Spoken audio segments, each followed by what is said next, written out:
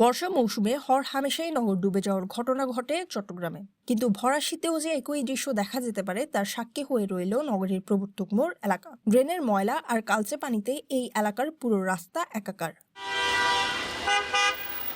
শীতের এই মৌসুমে কোনো বৃষ্টি নেই, নেই কোনো প্রাকৃতিক দুর্যোগ, তবুও কেন এই দশা? এমন প্রশ্নই ঘুরপাক খাচ্ছে নগরবাসীর মনে। আসলে বর্ষাকালে বৃষ্টির কারণে হয়তো পানি উঠে, কিন্তু শীতকালে যে পানি ওঠে এটা হচ্ছে অস্বাভাবিক ব্যাপার আর কি আমাদের জন্য।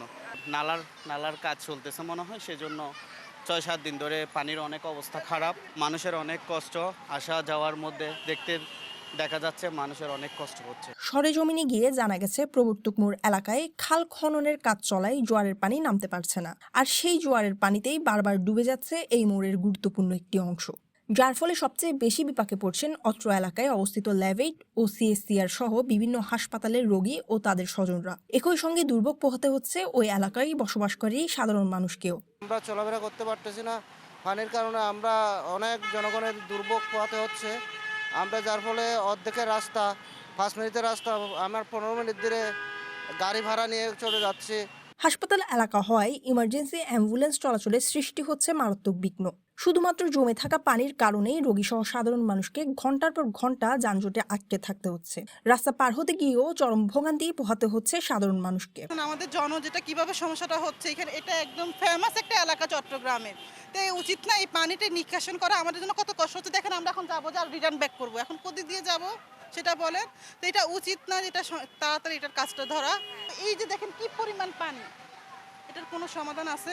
তো আমাদের সিটি কর্পোরেশন মেয়রকে বলবো যেভাবে হোক এটা দৃষ্টি আকর্ষণ করে এটা মেরামত করে একটু আমাদেরকে একটু উপকৃত করতে। কদিন আগেই নগরীর কাতালগঞ্জ এলাকায় আমরা একই দৃশ্য দেখেছি। সে সময় খোদ চসিক মেয়র শাহাদাত হোসেন বলেছিলেন, খাল খননের কারণেই সেখানে জলাবদ্ধতা তৈরি হয়েছে এবং নগরবাসীকে অন্তত 2 মাস এই কষ্ট সহ্য করতে হবে। কিন্তু প্রশ্ন হলো, হাসপাতাল এলাকাগুলোতেও কি মাসের পর মাস এভাবে মানুষকে ভুগতে হবে? গত 6 দিন ধরে প্রবর্তক মোড়ের এই বেহাল দশা চলছে। যেখানে প্রতিটা সেকেন্ড একজন রোগীর জন্য গুরুত্বপূর্ণ, সেখানে এমন জলাবদ্ধতা আর যানজট কতটুকু যৌক্তিক? কাতালগঞ্জের মতো এখানেও যদি দীর্ঘ সময় এই সমস্যা পোহাতে হয়, তবে তার দায়ভার কে নেবে?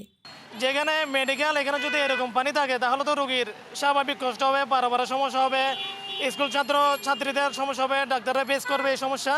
তো আমি একটা জিনিস রিকোয়েস্ট করবো, যারা রাস্তার উন্নয়নমূলক কাজে নিয়োজিত আছে তারা যদি এই কাজগুলো যদি করে দেয় তাহলে আমাদের সবার জন্য ভালো হবে। সাধারণ মানুষ এর দ্রুত সমাধানের দাবি করলেও বাস্তবে প্রশ্ন থেকেই যায়, এই সংকটের কার্যকর সমাধান আদৌ কি সম্ভব? একটি বছর পেরিয়ে নতুন আরেকটি বছরে পা রাখলেও চট্টগ্রাম নগরীর অপরিকল্পিত ব্যবস্থাপনার এই পুরনো সমস্যার স্থায়ী সমাধান কবে আসবে, সেই প্রশ্নই এখন নগরবাসীর।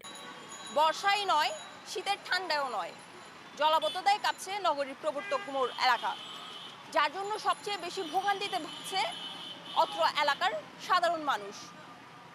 Mumtahina Chowdhury, city post, Chittagong.